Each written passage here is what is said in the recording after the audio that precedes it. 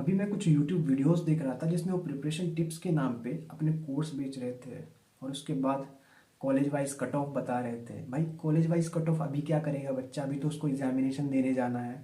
College wise cut off तो तब देखो ना यार कि जब एग्जामिनेशन हो जाए, अभी कट ऑफ का क्या फ़ायदा है? लॉजिक है इसके पीछे कोई?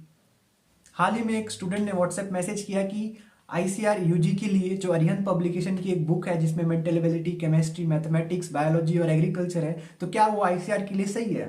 आपको लगता है सही है? अगर बुक वाले लिख देंगे कि ये किताब आईसीआर के लिए नहीं है, बीएचयू के लिए है, स्पेसिफिक इस एग्जाम के लिए है, तो उनका बुक कैसे बिकेगा? आप ही सोचिए।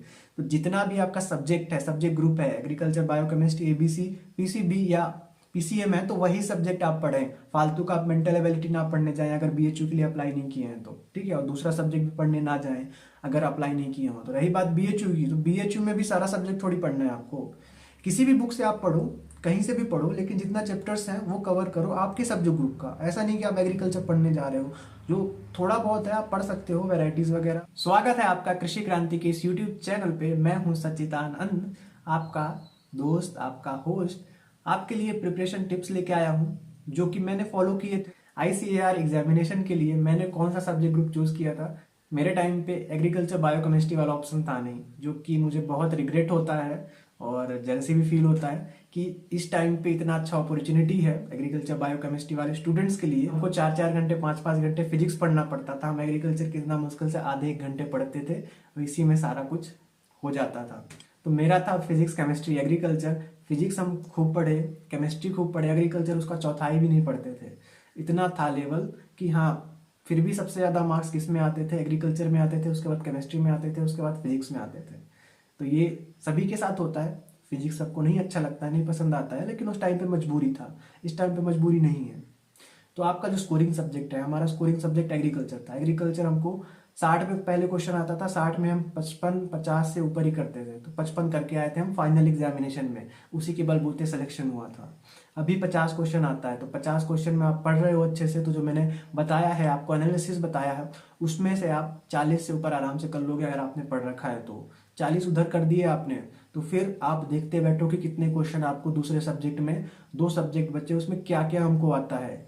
100 क्वेश्चन में आपको 40 करना है, ठीक है, 40 या 45 ढूंढते रहो। अब 100 क्वेश्चन में हमको कौन कौन सा आता है? हमने क्या किया था, मुश्किल से हमको 60 क्वेश्चन था फिजिक्स का, मुश्किल से हमको 20 या 25 क्वेश्चन आता था। हम ढूंढ ढूंढ के एक एक क्वेश्चन, ये नहीं बनता छोड़ो, ये नहीं बनता छोड़ो। उस टाइम पे लग ही नहीं रहा था कि सिलेक्शन होने का एक भी परसेंट चांस है फिजिक्स को देख के। लेकिन आपको ऐसा नहीं सोचना है कि हमको इतने क्वेश्चन नहीं आ रहे, हमको 30 क्वेश्चन नहीं बना तो हमारा सिलेक्शन नहीं हुआ। सिलेक्शन में ये इंपॉर्टेंट नहीं है कि आपको कितना क्वेश्चन आ रहा है, सिलेक्शन में ये इंपॉर्टेंट है कि आप कितना क्वेश्चन छोड़ रहे हो, कितना क्वेश्चन आप हंसते हंसते छोड़ रहे हो। कि हमको नहीं आता तो हम छोड़ देंगे, लेकिन माइनस मार्किंग नहीं खाएंगे बस। अगर दिमाग में रहा ना तो बहुत आगे जाओगे, बहुत आगे जाओगे। और इतना ही रखना बस दिमाग में। लास्ट के 1 महीने और 15 दिन के पहले तो हमें लगता ही नहीं था कि किसी भी तरीके से हम पॉजिटिव रहें या सिलेक्शन हो सकता है। फिर उस टाइम पे मैंने थोड़े नीट के प्रिपरेशन के वीडियो देखे थे, लास्ट मिनट टिप्स के, तो वहाँ से मुझे बहुत हेल्प मिला था, ठीक है। तो उसमें उन्होंने सिर्फ इसी चीज़ पे फोकस किया था कि आपका 180 क्वेश्चन है, उस टाइम पे 180 क्वेश्चन होता है, तो इतना आपको नहीं जाना है, ठीक है, नहीं जाना है आपको इतना। आपको कितना फोकस करना है? 85 क्वेश्चन पे आपको फोकस करना है। 85 is more than sufficient. 85 question पे अगर आप फोकस करोगे 150 क्वेश्चन पे, तो is more than sufficient. 85 question करने के लिए क्या करना पड़ेगा आपको? आपको पूरा फिजिक्स में 50 क्वेश्चन में 20 क्वेश्चन ऐसा ढूंढना है जो आपको आता हो, ठीक है, जो आपको आता है। अगर आपने 50% भी अपना सिलेबस कर लिया फिजिक्स का, या आपका दूसरा सब्जेक्ट है जो थोड़ा कमजोर आप मानते हैं जिसको, तो उसका आपने 50% भी कवर कर लिया, तो कम से कम उसका 30-40% तो क्वेश्चन आप इजीली सॉल्व कर पाओगे। अगर आपने पढ़ाई की है तो 30% क्वेश्चन सॉल्व करना इजी वाले क्वेश्चंस आपको ढूंढने हैं सबसे पहले, कि सबसे इजी जो हमको आ जाता है हम वही करेंगे। हम नहीं देखेंगे कि हमें क्या नहीं आ रहा है, हम वहां पे देखेंगे कि क्या हमको आ रहा है आसानी से। उसके बाद केमिस्ट्री में भी आपको वही करना है। आ रहा है आपको, जो 1 वर्ड आंसर हैं, जो बहुत ही आसान क्वेश्चंस होते हैं, वो हर एग्जाम में होते हैं, आपको बस वही ढूंढना है, ठीक है। और ज़्यादा आपको हवाबाजी नहीं करना है कि हमारा इतना है, हमारा उतना है, हम सब क्वेश्चन अटेम्प्ट करेंगे, 150 में 120 करेंगे, वो आपके लिए नहीं है। सबसे लास्ट में मैटर करता है आपका सिलेक्शन, कि आपको कोई कॉलेज मिल रहा है या नहीं मिल रहा है। आपका रैंक कितना आता है, कितना नंबर आता है, वो सब बाद में मैटर करता है। आप एक लेवल पे आ जाओगे, 80 क्वेश्चन आपने सेलेक्ट कर लिए, 80 क्वेश्चन आपने सही कर लिए, आपको लगता है कि हमने 80 क्वेश्चन 150 में सेलेक्ट ऐसे कर लिए कि यहाँ से अब हमारा बेस बन गया है, यहाँ से हमारा सिलेक्शन कोई नहीं रोक सकता है। किसी में इतना हिम्मत नहीं है कि हमारे 80 क्वेश्चन का सिलेक्शन रोक दे। फिर आपको स्कोर करना है कि इस क्वेश्चन में हम कितने और ऐड कर सकते हैं। वहां से चालू होता है आपका रैंक बनना। रैंक बनना आपका स्टार्ट होता है। फिर उसके बाद बहुत सारे स्टूडेंट्स के डाउट रहते हैं कि हमारा सब्जेक्ट ये है, हमारा सब्जेक्ट ये है। तो सब्जेक्ट से आपका फर्क नहीं पड़ता, मार्क्स से फर्क पड़ता है कि कितने मार्क्स हैं। जिसके ज़्यादा मार्क्स उसका ज़्यादा मेरिट, जिसके ज़्यादा मेरिट उसके हिसाब से कॉलेज मिलेगा आपको। चॉइस आपका रहता है कि कॉलेज कौन सा लेना है आपको। ज़्यादा मार्क्स आएगा तो आपको ज़्यादा प्रायोरिटी मिलेगी, कम मार्क्स आएगा तो कम प्रायोरिटी मिलेगी। मैथ वाले स्टूडेंट्स को और भी टेंशन नहीं लेना है।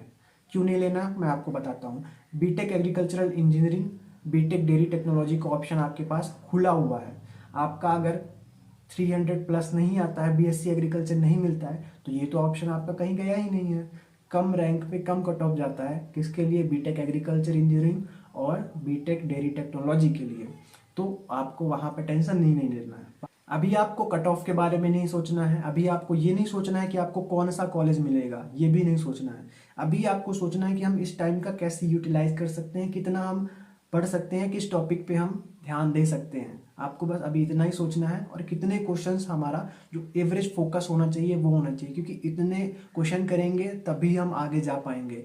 अगर आप 80 से नीचे जा रहे हो तो 80 से नीचे मत जाना दोस्त। 80 से नीचे जाओगे तो बहुत मुश्किल हो जाएगा। अगर मैं बीएससी एग्रीकल्चर की बात करूं तो 80 क्वेश्चन तो करना ही दोस्त अटेम्प्ट। बाकी अगर मैथ के स्टूडेंट हैं तो थोड़े कम चल सकते हैं, 70 तक भी करोगे तो हो सकता है। कहाँ पे, बीटेक एग्रीकल्चर और डेयरी टेक्नोलॉजी में, क्योंकि उसके कट ऑफ कम जाते हैं। क्यों कम जाता है, क्योंकि एग्रीकल्चर वाले और बायोलॉजी वाले ये टेक्निकल कोर्सेज जिसमें एग्रीकल्चरल इंजीनियरिंग और डेयरी टेक्नोलॉजी हो गया, वो नहीं कर सकते। तो मैथ वाले स्टूडेंट्स के लिए प्लस पॉइंट है। इस प्लस पॉइंट का आप फायदा उठाइए। जिस दिन भी आपका एग्जामिनेशन होगा उसके बाद की सारी प्रोसेस, काउंसलिंग कैसे करना है, क्या आगे की प्रोसेस रजिस्ट्रेशन कैसे करना है, वो सब मैं बताने वाला हूँ। अभी उसका टेंशन लेने का टाइम नहीं है। ये टाइम आपका एग्जामिनेशन देने के लिए है। आप इसको मैनेज करिए, वो सब फालतू की टेंशन मत लाइए। अभी का क्या सोच होना चाहिए, अभी हम कॉलेज ले रहे हैं, इतने हमको क्वेश्चन अटेम्प्ट करने हैं कैसे भी करके, और डेली का आपका टारगेट। और एग्जामिनेशन कब होगा ये आपको नहीं सोचना है। आपका अगर प्रॉब्लम है कोई तो मैंने वीडियो बना दिया है, वहाँ पे आप अपनी प्रॉब्लम्स बता सकते हैं। सारी बातें हमने कर ली। कंक्लूजन पे कुछ फटाफट टिप्स के बारे में बात कर लेते हैं। पहली चीज़ तो आपको जितने भी दिन आपके पास बचे हैं एग्जामिनेशन के पहले, आप अपना एग्जामिनेशन वही मान के चले। एक्स्ट्रा भी होगा तो आपको यहीं से वापस से पढ़ना पड़ेगा, इसलिए पढ़ना बंद ना करें। तो आप जितने भी अपने दिन हैं उनमें अपना 100% दें। उसके बाद इजी एंड इम्पोर्टेंट टॉपिक्स जो आपको इजी लगते हैं, ज़रूरी नहीं कि इजी टॉपिक है तो सबके लिए इजी। आपको जो टॉपिक इजी लगते हैं एंड आपको लगते हैं कि ये टॉपिक यहाँ से क्वेश्चन आ सकता है, कैसे देखें कि ये इंपॉर्टेंट है, प्रीवियस ईयर क्वेश्चन पेपर से। प्रीवियस ईयर क्वेश्चन पेपर से आप देख सकते हैं कि कौन सा टॉपिक इंपॉर्टेंट है। इस टाइम पे जितना इंपॉर्टेंट पढ़ना है उतना ही इंपॉर्टेंट है पॉजिटिव रहना, पॉजिटिव माइंडसेट रहना। ठीक है, अगर आप जितना आप पॉजिटिव रहोगे, जो भी यूनिवर्सिटी कॉलेज चाहिए आपके स्टेट में या ऑल इंडिया में कहीं पे भी, तो उसका एक आप वॉलपेपर लगाइए अपने मोबाइल पे, व्हाट्सएप पे। तो उससे आपको एक पॉजिटिव फील आएगा वहाँ से कि इस यूनिवर्सिटी में हमें जाना है, हम इसको विजुअलाइज कर रहे हैं। ये बहुत फ़ायदेमंद होता है। मैंने भी जब प्रिपरेशन करी थी अपनी तो मैंने लगा के रखा था, अभी मैंने लगा के रखा है। मुझे बहुत अच्छा लगता है। एक जब भी मैं मोबाइल खोलता हूँ, क्योंकि मोबाइल तो हम देखते ही रहते हैं दिन में कई बार, तो एक जो डिस्ट्रैक्शन है वो डिस्ट्रैक्शन से हमें बचाता है वो, तो वो आप कर सकते हैं। तैयारी में आपका मॉक टेस्ट बहुत इंपॉर्टेंट होता है। मॉक टेस्ट इसलिए इंपॉर्टेंट नहीं होता है कि मॉक टेस्ट आपका क्वेश्चन बैंक बनाता है। मॉक टेस्ट इसलिए इंपॉर्टेंट होता है क्योंकि मॉक टेस्ट में हमें टाइम मैनेजमेंट, माइंड सेट और हम कितना एग्जामिनेशन का प्रेशर झेल सकते हैं वो हमें बताता है मॉक टेस्ट। तो मॉक टेस्ट इसीलिए इंपॉर्टेंट है। तो आप अगर जेई के एस्पिरेंट है तो उसके मॉक टेस्ट दीजिए, नीट के एस्पिरेंट है तो उसके मॉक टेस्ट दीजिए। बाकी एग्रीकल्चर स्टूडेंट्स के लिए एक मॉक टेस्ट मैं लाने वाला हूँ। कब लाऊंगा, एग्जामिनेशन के 3 या 4 दिन पहले एक मॉक टेस्ट इसी यूट्यूब चैनल पे आपको मिलेगा। इतना मैं आपको प्रॉमिस करता हूँ। आप सिंगल व्यूअर देख रहे हो, मुझे आपका लाइक चाहिए। अगर आपको ये वीडियो पसंद आया है तो ही मुझे अच्छा लगेगा, आगे के वीडियोस तभी अच्छे बना पाऊंगा आपके लिए।